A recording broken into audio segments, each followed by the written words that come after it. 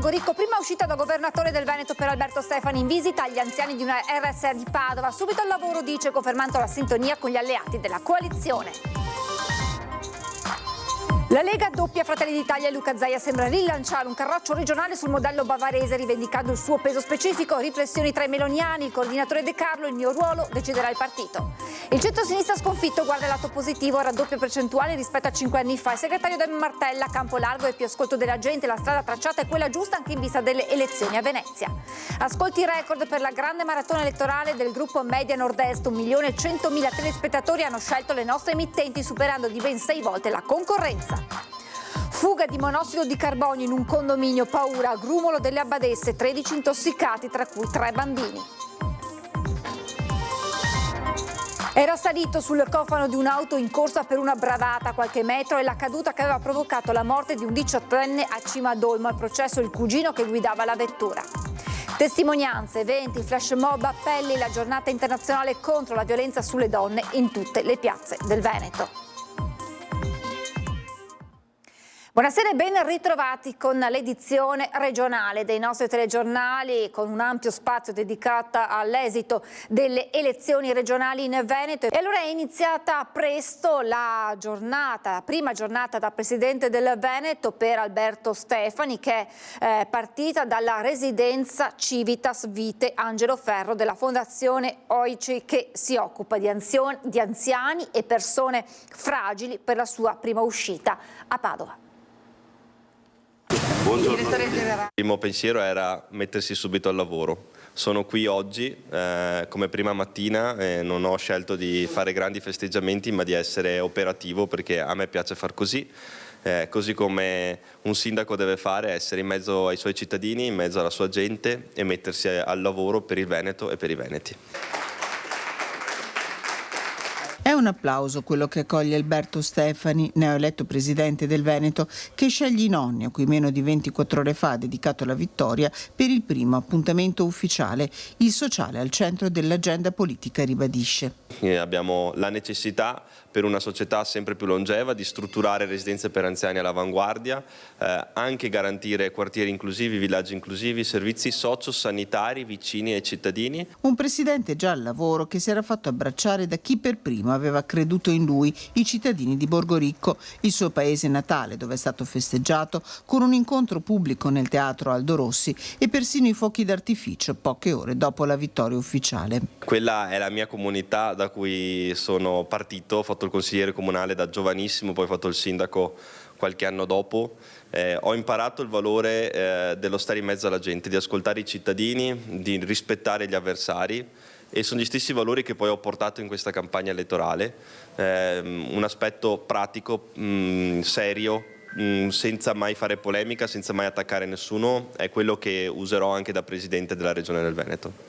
Strette di mano, sorrisi, racconti di vita nelle 2 ore trascorse con gli ospiti della Fondazione OIC nella residenza Civitas Vite Angelo Ferro di Padova, racconta il giovane governatore. Una visita qui dentro ti fa capire che dentro le RSA non ci sono persone che stanno finendo la propria vita, c'è vita, ci sono persone che stanno vivendo, c'è comunità, abbiamo visto tutto questo oggi, e persone che hanno tanti anni ancora davanti e che meritano la dignità di essere curati, non solo curati da un punto di vista sanitario, ma anche da un punto di vista psicologico e di comunità territoriale. Che cosa le hanno detto? Ha incontrato, immagino, alcuni ospiti? Beh, mi hanno regalato disegni, una ha scritto addirittura un libro, un ospite di questo centro, che ovviamente terrò con me e leggerò già da stasera. Ci siamo un po' raccontati come è andata la campagna elettorale, persone che seguono tantissimo, vorrei dire molto di più di tante altre. Governatore, il più giovane d'Italia, ma anche riconfermato da Salvini vice segretario federale della Lega, che è primo partito del Veneto con Zaia recordman di preferenze. È stato un risultato molto importante, come è stato un risultato molto importante quello di altri candidati, perché se voi andate a vedere i risultati dei candidati della Lega, ma anche di Fratelli d'Italia, di Forza Italia e delle altre liste di supporto, sono risultati significativi del territorio. Anche la coalizione ha ottenuto un grande risultato. Pacta sunt servanda, ribadito da neoeletto presidente. I patti vanno rispettati. Nella squadra di Alberto Stefani spazio agli alleati di centrodestra, ma prima degli assessori si parte dal cronoprogramma di lavoro. Mi hanno chiesto se festeggiavo o no, ma il modo migliore per festeggiare per un presidente è essere al lavoro al servizio dei veneti. E ora vediamo l'analisi all'interno degli schieramenti. Partiamo dal centrodestra, la Lega doppia Fratelli d'Italia e Luca Zaia sembra rilanciare dal K3 di Villorba una Lega doppia velocità, rivendicando il suo peso specifico nel partito. Tra gli alleati prevale la ragion di Stato. Cioè, scusa, non ho capito. Non è soltanto un risultato personale quello ottenuto da Luca Zaia e che lui stesso sventola il K3 all'indomani dell'investitura di Alberto Stefani a suo successore, ma anche un segno per la Lega che verrà un partito che potrebbe cambiare nuovamente pelle, ingranando due velocità. Il riferimento ormai esplicito e ripetuto è al modello tedesco e alla ripartizione CSU CDU bavarese. Ne ho parlato con Matteo Salvini più volte in questi anni. È uno spunto, no? Cioè, il nostro è un partito, diciamo, liberale e eterogeneo anche ideologicamente, quindi è uno spunto di riflessione. C'è una questione meridionale che deve essere risolta, però poi noi non dobbiamo avere il complesso di inferiorità e dobbiamo dire che esiste anche una questione settentrionale, che è una questione esattamente che ha la stessa dignità. Il sasso è ormai lanciato e di certo di questo eventuale nuovo corso qualcuno non farà parte. A chi gli chiede del generale, Zaia è tranchant.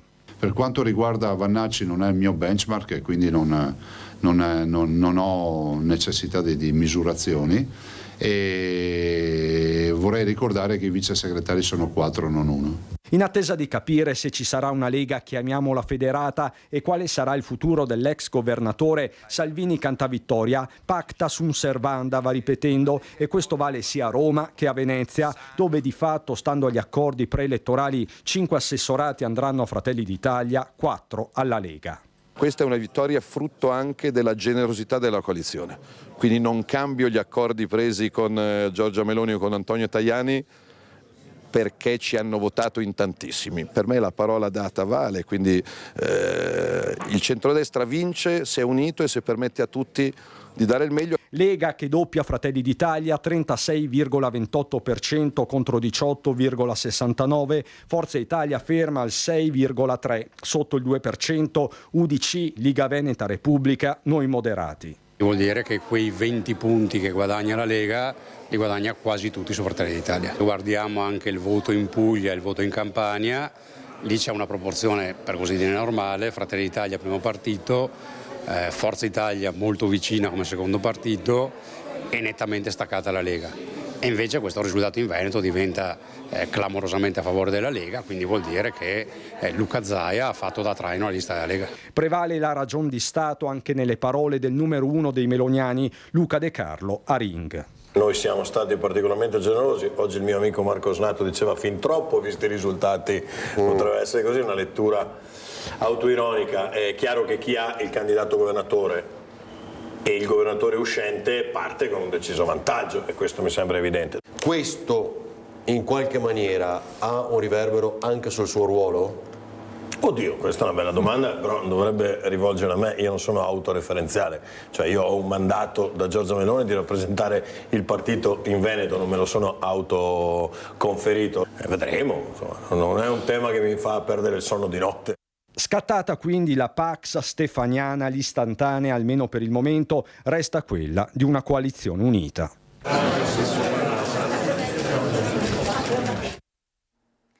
E all'interno del centrodestra, con 11.500 preferenze, Roberto Marcato si riconferma tra i politici veneti più amati. Un ottimo risultato anche per la Lega, frutto di un lavoro corale. Intanto è un risultato importante della Lega, perché a me ormai sta cosa dell'uomo solo al comando francamente mi ha davvero stancato, perché anche Zaia, che è bravissimo, senza la squadra di assessori, senza la squadra di consiglieri avrebbe fatto poco o nulla.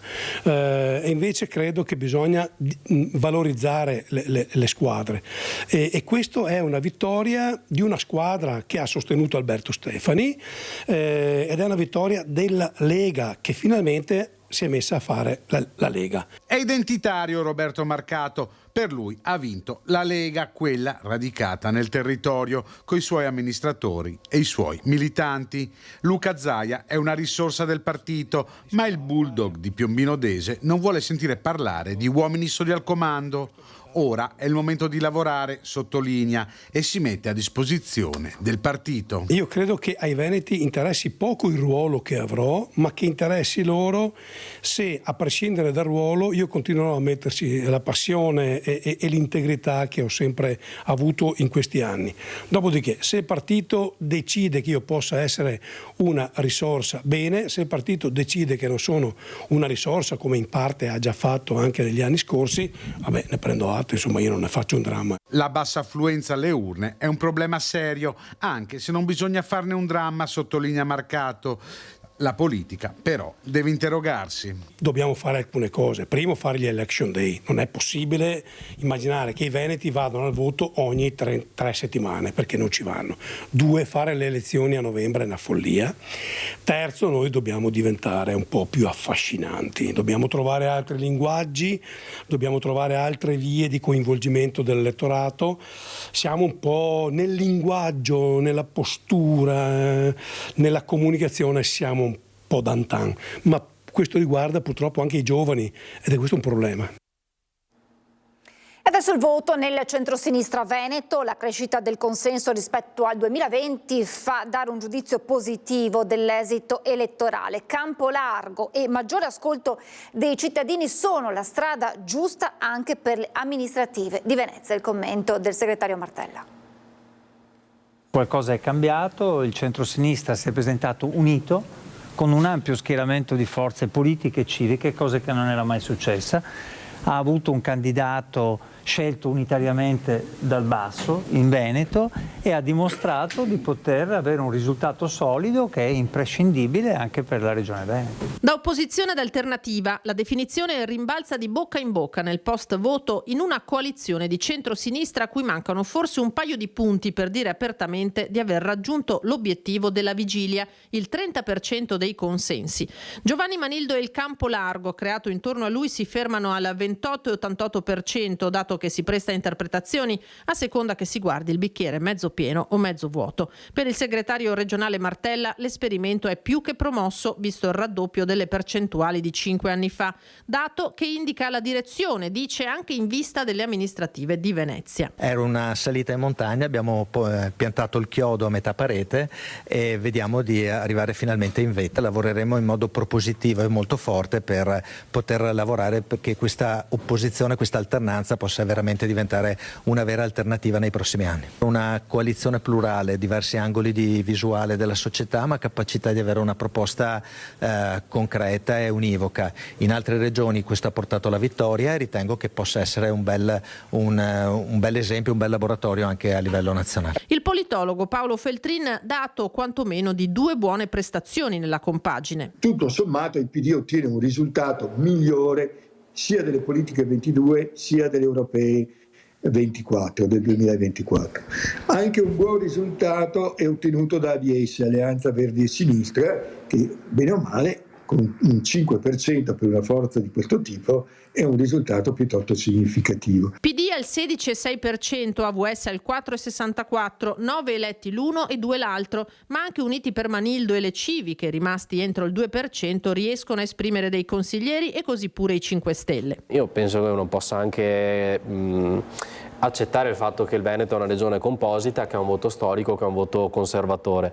La cosa che è mancata forse negli ultimi 20 anni è stata la capacità di interpretare anche un sentimento diverso. Secondo me questa coalizione, pur nella sua complessità, è stata in grado di interpretare, perché è riuscita a parlare di metropolitana in superficie, è riuscita a parlare del superamento del piccolo e bello, è riuscita a parlare di prevenzione, oltre chiaramente l'aspetto della repressione per quanto riguarda la sicurezza. Qualcosa è cambiato nella capacità di comunicare con i veneti. Per il segretario regionale la strada è segnata. Paga concretamente stare in mezzo alle persone, parlare delle questioni concrete che riguardano il lavoro, che riguardano la sanità, che riguardano il futuro dei giovani. E quindi è un lavoro che continueremo a fare naturalmente nei prossimi mesi e che ci vedrà protagonisti in questa regione.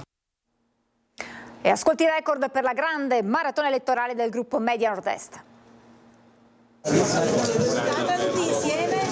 Oltre 1.100.000 telespettatori per una lunga maratona elettorale, la nuova pagina politica del Veneto sulle reti del gruppo Media Nord-Est si è aperta con un record di ascolti, perché quando un fatto segna la storia e la cronaca passa sempre prima per Media Nord-Est. Un profondo patto di fiducia tra noi e voi telespettatori, con le nostre emittenti che nel complesso hanno superato la concorrenza di ben 6 volte, come potete vedere dal grafico dell'ascolto medio Auditel, dove la linea blu rappresenta Antenna 3 e Rete Veneta. Se qualcosa accade, il primo presidio informativo restano quindi le nostre emittenti. Gli ho augurato buon lavoro, ci sarà molto da fare perché dobbiamo veramente rilanciare la nostra regione. Sulla sola Antenna 3 si sono sintonizzati circa 640.000 ascoltatori, subito seguita da Rete Veneta, dati che premiano gli sforzi di una squadra fatta di giornalisti, tecnici, operatori, rimasta in diretta per quasi 12 ore, raccontando passo dopo passo lo scrutinio, il verdetto, i vincitori e i vinti, le prime analisi e reazioni,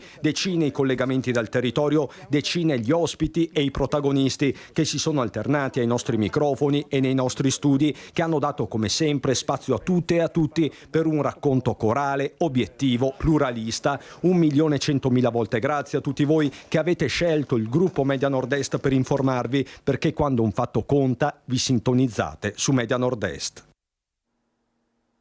La cronaca adesso con la mattinata di paura in un condominio nel vicentino Grumulo delle Abadesse per una fuga di monossido. Mattinata di paura in una palazzina in via Magnolia a Grumulo delle Abadesse per una probabile fuga di monossido di carbonio in cui sono rimaste intossicate diverse persone. Scongiurato il peggio, tutti i condomini sono stati immediatamente allertati per poi essere soccorsi e assistiti dal personale del SUEM con le ambulanze intervenute e portati per precauzione in ospedale. Nessuno in pericolo di vita. Oltre ai vigili del fuoco intervenuti anche i carabinieri. Su un condominio lì composto da 9 appartamenti in via delle Magnolie, i proprietari del terzo piano si sono sentiti male, uno è anche svenuto e ha riportato un trauma facciale. Da lì si sono cominciati a sentire male partendo dal terzo piano, poi a scendere il secondo e il primo, e hanno chiamato i soccorsi, sono intervenute le ambulanze, e i vigili del fuoco sono intervenuti subito si pensava a una fuga di gas, poi le indagini dei vigili del fuoco hanno constatato che c'è stata una combustione, quindi del monossido di carbonio che ha invaso i piani. Secondo una prima ricostruzione dei vigili del fuoco, la dispersione, le cui cause rimangono comunque ancora da accertare da parte dei tecnici, sarebbe riconducibile alla combustione lenta della cellulosa utilizzata come isolamento nel sottotetto, presumibilmente surriscaldatasi in prossimità della canna fumaria. E sono tutti in buone condizioni, sono in osservazione al pronto soccorso di Vicenza. Le operazioni di ventilazione, bonifica e messa in sicurezza dell'edificio da parte dei vigili del fuoco sono durate tutta la giornata. Stiamo aspettando il